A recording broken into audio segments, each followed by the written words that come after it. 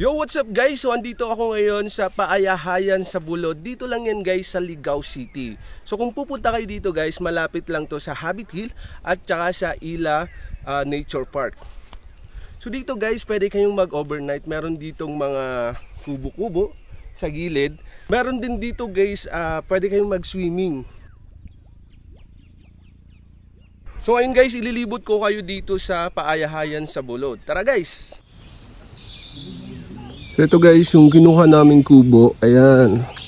So siyempre may dala kaming iihawin. Yan, pwede kayong mag-iihaw dito guys. Ito yung mga tropa namin, oh.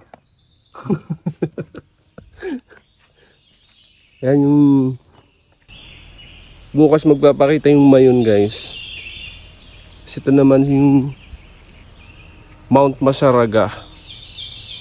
Kung mahilig kayo guys sa nature lover kayo guys, napakagandang lugar. Pwede kayo dito mag-overnight. Siyempre may swimming pool din dun guys sa baba. So guys, ito yung pool nila guys. So makikita nyo, nandun yung Mount Mayon. Tsaka sa likod naman ito guys ay yung Mount Masaraga. Ayan yung Mount Masaraga.